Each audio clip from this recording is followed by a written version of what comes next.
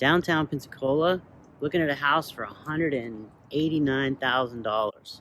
Come on in and I'll show you what we got. Got a huge kitchen. You're looking at a fireplace, kind of a shotgun floor plan, 2 full baths, lots of windows, showers, closets, good looking baseboards, high ceilings, killer tile work, and you can be downtown Pensacola for less than $200,000 with an inside laundry room.